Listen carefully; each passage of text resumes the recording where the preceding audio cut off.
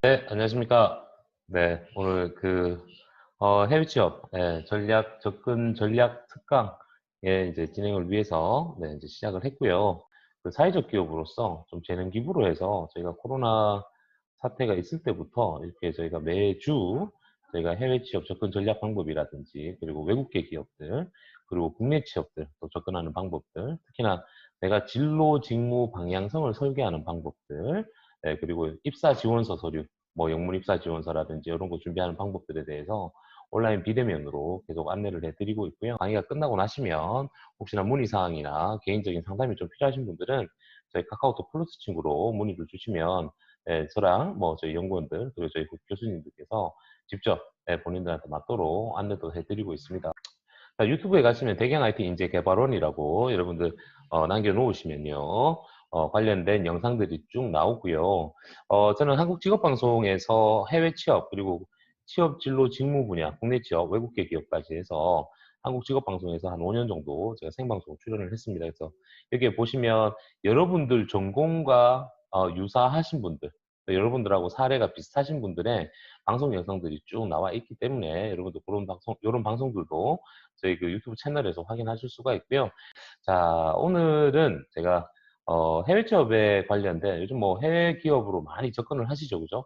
그래서 해외 기업이나 외국계 기업에 접근하는 방법들에 대해서 어떻게 접근을 해야 되는지, 왜 이렇게 우리 청년들이 해외 쪽으로 많이 빠지려고 하시는지에 대해서 제가 전체적인 그림을 좀 그려드리도록 할게요. 저는 현재는 지금 그 대경 IT 인재 개발원에서 총괄 이사로 있고요. 기존에는 제가 부산 외국어대학교, 한림대학교, 강원대학교, 한밭대학교, 한국산업기술대학교에서 해외 취업 특임 교수로 계속 근무를 하고 있었습니다. 그리고 서울의 글로벌 IT 인재 개발원이라든지 이쪽에서 계속 일을 했었고요. 지금은 이제 대통령 직속 청년위원회에서 해외 취업 전문가로 올해 19년째 지금 활동을 하고 있고요. 제일 먼저 여러분들 설계하셔야 되는 건 내 개인 역량과 내 커리어 분석을 통해서 내가 어떤 기업에 취업을 하고 싶은지에 대한 방향성을 먼저 설계를 하셔야 돼요. 그리고 제가 접근하는 방법은 묻지마 취업이 아니라 쫄지마 취업이에요. 묻지마 취업은 뭐죠? 여기저기 막 찌르는 거. 쫄지마 취업은 뭐죠? 정말 내한테 맞는 기업들을 찾아서 거기에 맞도록 타겟팅으로 접근하는 방법.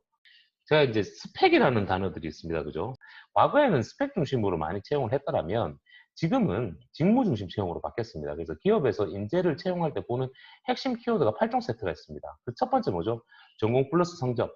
4.5 만점에 4.0 이상의 성적을 요구하는 게 아니라 내가 지원하는 직무에 관련된 교과목이나 아니면 성취도. 성취도라는 건 뭐죠? 학점이 아니라 여러 가지 뭐 레포트를 냈거나 발표했다라든지 이런 것들을 이제 얘기를 하는 거고요. 그 다음 두 번째는 뭐죠? 인턴십입니다. 기업에서 그 사회 경험이 없는 친구들을 채용할 이유는 없겠죠. 그래서 여러분들 학교에 보시면 뭐 인력개발센터라든지 취업센터라든지 일자리센터라든지 이런 곳에서 우리 청년들이 뭐 그 글로벌 현장 실습이라든지 아니면 IPP 일학습 병행제라든지 다양한 인턴십 현장 실습 관련된 사업들을 많이 지원을 해주십니다. 근데 그걸 왜 지원하시냐면 기업에서 인재를 뽑을 때 보는 게 인턴십 경험을 볼 수밖에 없는 상황이다 보니 학교에서 이런 걸 많이 지원을 해주시는 거예요. 그래서 여러분들이 저 취업 어떻게 해야 되죠? 이게 아니고요. 1학년, 2학년 때부터 인력개발센터나 아니면 뭐 우리 학교의 취업센터, 일자리센터 여러분들 자주 가셔야 돼요. 가시면 학교 안에도 그런 그 선생님들 계시죠, 그죠? 그 센터에 가시면 그런 분들도 역시나 이쪽에 전문가분들이십니다. 그런 분들한테 상담도 하시고 이런 정보도 여러분들 받으셔야 됩니다. 그래서 인턴십 경험을 봅니다. 넘어갈게요. 그 다음 직무 역량이죠. 과거에는 직무 역량이었습니다만 2019년도부터는 지금 공채에서 나오는 건 직무 경험으로 많이 나옵니다. 그래서 직무 경험, 직무 역량이 많이 들어오고요. 그 다음 글로벌 역량이에요.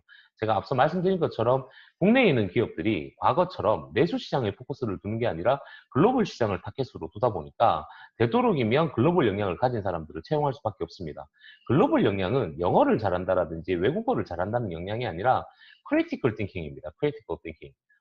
똑같은 사물을 바라보는데 예라고 합니다만 다른 관점에서 바라볼 수 있는 아마 해외에서 1년 이상의 어학연수 이상의 이런 생활을 해보신 분들은 한국의 내 친구들이와 해외에서 만났던 친구들의 사고방식이 다른 걸 여러분들 아실 겁니다. 그게 바로 크리티컬 띵킹입니다. 비판적 사고력. 하나의 사물을 비판하는 게 아니라 그 사물을 바라보는 관점이 달라지는 방법. 다른 관점에서 바라보는 겁니다. 그게 글로벌 역량이고요. 직무 적합성, 요즘 너무 많이 보죠. 직무 적합도 분석 많이 하시죠, 그죠? 그리고 조직 적합성, 정말 우리 회사에 적합한 친구인지 이런 것들도 여러분들 기업에서 많이 분석을 합니다. 자, 이렇게 되다 보니까 여러분 잘 보세요. 우리 청년들이 1년 이상의 해외 인턴과 해외 취업을 가시는 게 2010년도부터 이상하게 트렌드로 바뀌어버렸어요. 그러면서 저희가 K무브 정부 지원 사업도 만들어지고 좀 안전정책도 많이 나왔습니다. 근데 왜 해외 인턴과 해외 취업을 이렇게 가는지 쭉 물어보니까요. 보세요. 해외에서 1년 정도 하면 특히나 미국 같은 경우 예를 들어서 미국은 뭐 거의 국가들이 비슷합니다만 미국 같은 경우는 내가 지원하는 직무나 내가 지원하는 회사의 산업 직종이 내 전공과 연결이 돼야 돼요. 그래야지만 비자 발급이 가능합니다. 예, 또 하나 미국에서 예를 들어 해외에서 1년 이상 하면 인턴십 경험 생기겠죠. 나는 아직 경험이 없습니다. 근데 해외에 나가서 1년 정도 경험을 하면 직장생활 경험해보죠. 그죠? 예, 예, 그죠? 그리고 뭐죠? 그에 따른 직무의 경험도 만들어지죠. 그리고 한국이 아니라 해외에서 일합니다. 문화도 틀리고 언어도 틀리고 환경도 틀리고 친구도 없습니다. 가족도 없습니다. 그러면서 그 문화에서 그 사람들하고 같이 교류하고 해야 돼요. 그러다 보면 사고방식이 바뀔 수밖에 없습니다. 자연스럽게 글로벌 역량을 만들어 내겠죠. 그죠? 그리고 직무 적합성 뭡니까? 아, 나는 마케팅 쪽으로, 나는 IT 개발자를 하고 싶었어요. 나는 무역 쪽으로 가고 싶었어요. 그런데 아직 해본 경험이 없잖아요. 근데 해외에서 나가서 막상 해보니까 이 일이 내하고 맞다 안 맞다라고 기준 판단을 내릴 수가 있겠죠. 그죠? 예, 이게 바로 직무 적합도까지 평가를 내릴 수가 있고 조직 적합도 뭐죠? 예, 그죠? 우리나라는 수직적 조직 문화라면 해외는 수평적 조직 문화. 그죠? 예, 그래서 내가 기업에서 기업의 조직에서 조직 구성원으로서 활동해야 될 때 한번 아직 안 해봤으니까 이왕 해외 나가서 한번 테스트도 한번 해보고 내가 어떤 걸 사회생활을 할 때 준비를 해야 되는지 이런 부분들을 여러분들 잡아오는 게 바로 이 해외 인턴과 해외 취업이 돼버렸습니다. 그리고 큰 돈 안 들이고 갈 수 있고요. 예, 가서 이제 어학연수나 교환학생은 여러분들 가서 돈을 쓰지만 해외 인턴과 해외 취업은 뭐죠? 예, 월급을 받아가면서 여러분 생활을 하죠. 우리 네 인사 담당자들이 뽑은 겁니다. 불필요한 스펙, 극기 및 이색 경험 쭉쭉쭉 나오죠, 그죠? 예, 그만큼 이제 인턴이라는 경험들, 여러분 직장 생활을 한번 하는 그런 경험들을 여러분들 꼭 찾으셔야 됩니다. 네, 그래서 여러분 그런 관점으로 조금 접근을 하셔야 되고요. 해외 취업을 하시면 이런 방향성도 이렇게 나올 수가 있습니다. 근데 왜 제가 국내 기업이랑 외국계 기업이랑 해외 취업을 동시다발적으로 하냐면 이래나 저래나 여러분 보세요. 국내 기업 하려면 이력서, 자소서 준비해야 되잖아. 그죠? 근데 그냥 하는 게 아니잖아요. 목표 기업들 찾아내고, 기본 이력서, 자소서 만들어 놓고, 그리고 목표 기업들 찾아내지 않습니까? 그죠? 예, 그리고 거기에 맞도록 여러분 지원하실 거 아닙니까? 그리고 특히나 요즘 같은 경우는 영문 입사 지원서 레주메 많이 요청합니다. 그래서 외국계 기업 같은 경우는 또 레주메 작성해야 되죠. 이왕 레주메 작성해 놓은 거 우리나라에 있는 외국계 기업도 지원해보고 또 해외 기업도 지원 한번 해보는 거예요. 뭐 떨어지면 어쩔 수 없는 거고, 예. 뭐 지원하는 거에 있어서 크게 돈 들어가는 것도 아니고요, 그죠? 그래서 이왕 하는 거 동시다발적으로 쫙 펼치자라는 게 제 작전입니다. 그래서 제가 늘 우리 청년들한테 이런 얘기합니다. 성공 취업이라는 건 국내에 있는 공기업, 예, 그다음에 대기업, 중견기업, 뭐 중소기업도 좋은 기업들 많습니다. 그리고 국내에 있는 외국계 기업, 그리고 해외 기업까지 해서 커리어나 역량을 먼저 여러분들 커리어 분석하시고 역량 분석하시고 그리고 내가 어떠한 산업 직종에 어떠한 직무를 하는 게 내하고 맞을지 그래서 나는 나중에 미래에 어떤 일을 할 건지 그리고 그렇다면 내가 나중에 어떤 기업에 가면 좋을지에 대한 목표 기업도 여러분 선정하시고 그 기업의 인재상이라든지 채용 조건들을 보시고 내가 가지고 있는 1번에 했던 내 커리어 분석과 역량 진단이 그 내가 선정한 목표 기업이랑 연결고리를 타는지 안 타는지 안 탈 것 같아. 나 아직 좀 부족한 것 같아. 이런 기업은 글로벌 기업, 뭐 예를 들어서 SPC 같은 경우 SPC 그룹은 글로벌 기업이고 어학도 필요하고 여러 가지. 자, 이건 제가 이제 그 해외 취업 전문가로서 활동하면서 우리 청년들이 해외를 가고 싶다. 해서 어떻게 준비하고 왜 가고 싶은지 그리고 준비 과정을 어떻게 했고 갔다 오고 나서 애들이 어떻게 진로가 바뀌었는지를 쭉 보니까 이런 친구들이 있어요. 교수님 저 스펙 쌓고 싶어요. 교수님 저 이력서 써야 되는데 쓸 말이 없습니다. 자소서에 뭐 직무 경험에 대해서 서술하시오라고 돼 있는데 쓸 말이 하나도 없습니다. 그래서 제가 해외 나가서 영어도 안 되고 이래서 해외 나가서 한 1년 정도 해서 저 스펙 좀 쌓고 싶어요. 아니에요, 교수님. 뭐, 예를 들어서 IT 전공이고, 컴퓨터 엔지니어링 전공이고, 메케니컬 엔지니어링인데, 저 이번에 좀 나가서 한 2년 이상 제가 경력을 좀 쌓고 싶습니다. 교수님, 저 뭐 해야 될지 잘 모르겠어요. 이런 분들이 있어요. 우리나라는 아무래도 뭐 인턴이나 이런 거 뭐 일을 하면 주어진 일만 해야 되겠지만 해외는 아무래도 좀 다양성이 많잖아요.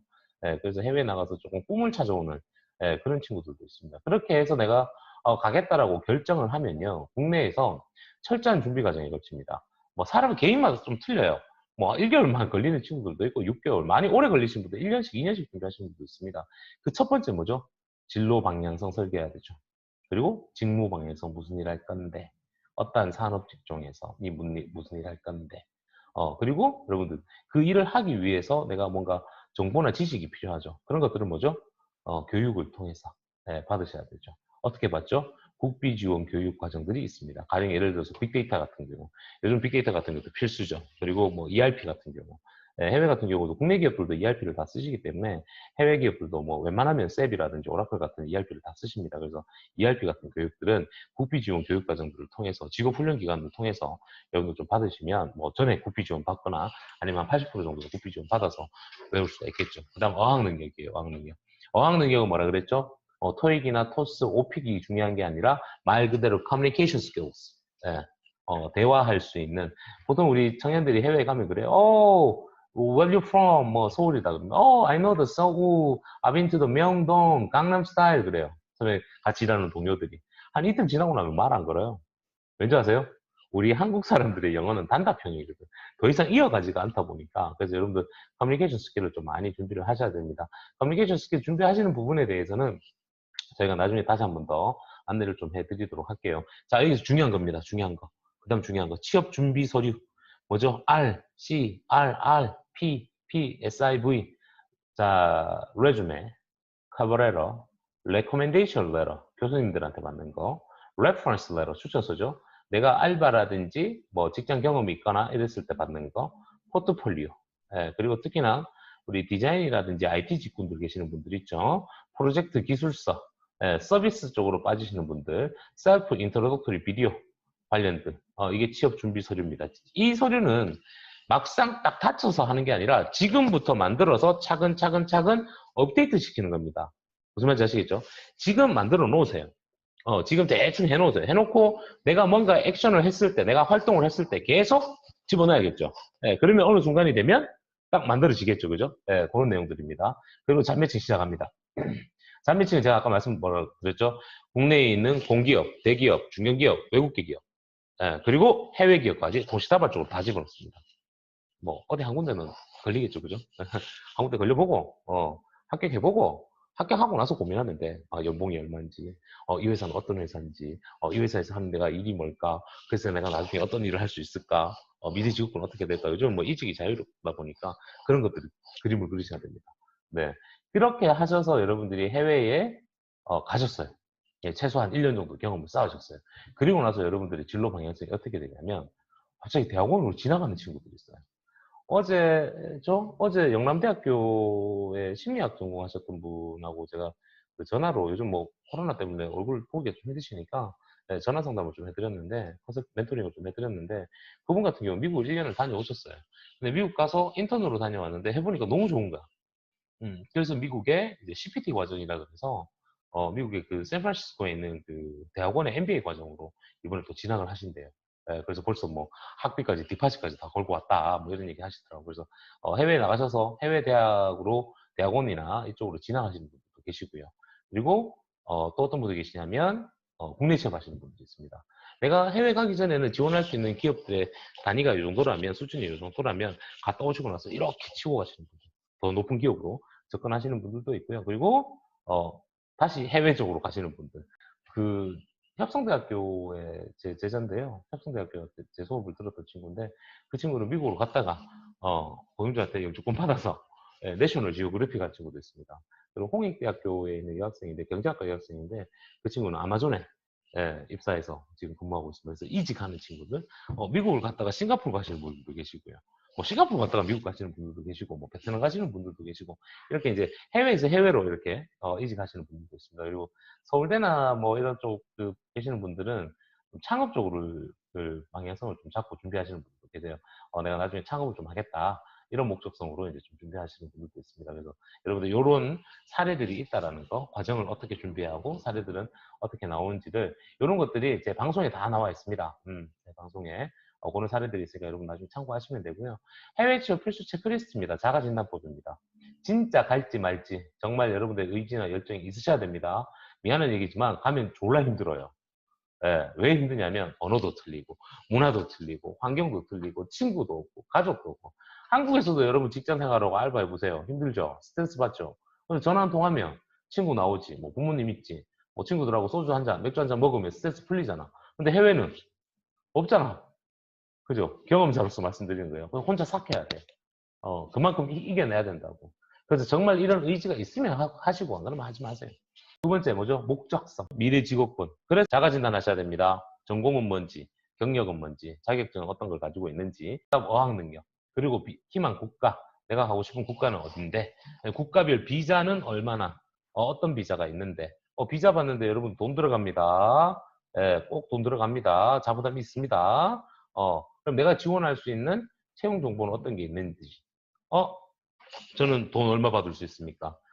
이미 저희 그 대한민국 정부에서는 K무브라는 사업으로 만 34세 미만의 대한민국 청년들이 워킹 할리데이 비자가 아니라 12개월 이상의 고용 조건으로 해외 취업을 했을 때 선진국에 가시는 분들은 400만 원, 신흥국가는 800만 원까지 지원을 해드리고 있습니다. 그래서 왜 돈을 들어가냐면 아까 제가 그 얘기예요.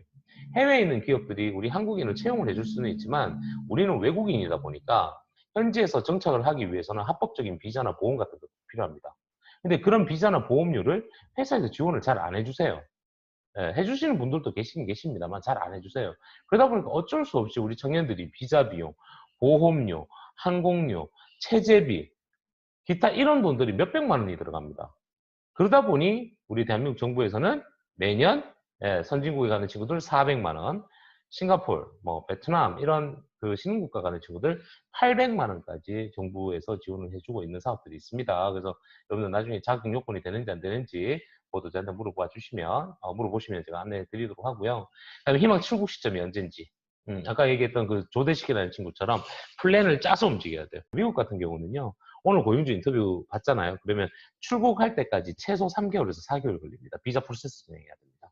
싱가포르 같은 경우는 빨라요. 싱가포르는 2008년도에 싱가포르 노동청에서 5개 국가의 우수한 인력들을 자국으로 유치하겠다라고 해서 그 5개 국가 안에 대한민국이 들어가 있습니다. 그래서 싱가포르 같은 경우는 오늘 면접을 봤어요.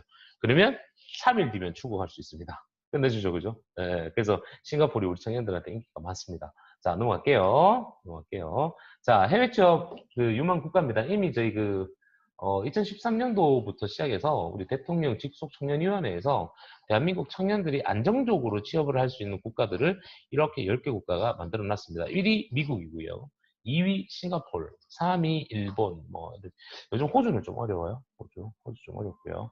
네, 베트남도 좀 시끄러웠죠. 그죠? 그리고 지금 코로나 때문에 지금 베트남은 전혀 그런 상황이고, 미국은 아직도 우리 한국인들 채용에 대한 채용권들이 많습니다. 그리고 싱가포르 같은 경우는 5월 29일까지, 5월 말까지 모든 정부의 발표로 그 사무실에 이런 것들이 다 클로즈업 돼 있다가, 6월 1일부터, 준 1스트부터 slowly openup을 시작을 했어요. 그래서 싱가포르 쪽도 지금 채용권들이 막 나오고요. 기타 외에 이제 국가들에서도 채용권들이 나옵니다만, 이미 이렇게 저희가 10개국을 선정해 놓은 이유는 안정적으로 취업을 할 수 있는 국가들이고요. 나머지 이제, 그러니까 채용권이 많다라는 얘기예요.